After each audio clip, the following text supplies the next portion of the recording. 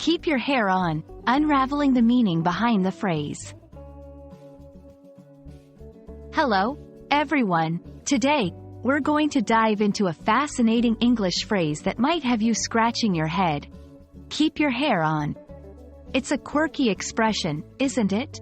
But don't worry, by the end of this video, you'll not only understand what it means but also how to use it in everyday conversations. So, let's get started and unravel the mystery behind this phrase. At first glance, you might think this phrase has something to do with hair. However, it's actually an idiomatic expression used to tell someone to calm down or not to lose their temper.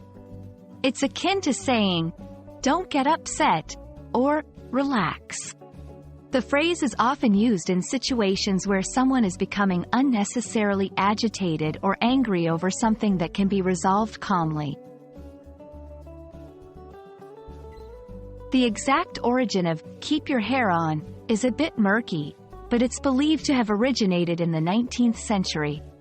Some suggest it relates to the time when wearing wigs was common, and losing one's wig in a fit of rage or frustration would be quite an embarrassing spectacle. Therefore, telling someone to keep their hair on was a light-hearted way of reminding them to stay calm and not overreact. This phrase is typically used in informal settings among friends or family. It's not appropriate for formal conversations but can be a humorous or gentle way to diffuse tension in casual dialogue. Here are a few examples. Friend 1, "I can't believe I forgot my phone at home again." Friend 2, "Keep your hair on. We can turn back and get it."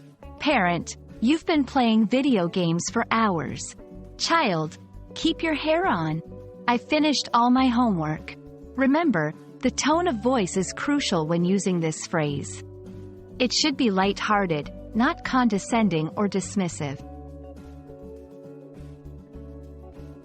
While "keep your hair on" is understood and appreciated in many English-speaking cultures, it's important to remember that idioms can be confusing or even offensive to non-native speakers unfamiliar with the cultural context. Always consider your audience's background and familiarity with English idioms before using them. And there you have it, folks. You now know what "keep your hair on" means, its origins, and how to use it in conversation. It's a fun, informal way to remind someone to stay calm and not sweat the small stuff. We hope you enjoyed this exploration of English idioms. Remember, learning a language is not just about grammar and vocabulary, it's also about understanding the culture and the quirky expressions that come with it. Until next time, keep your hair on and happy learning.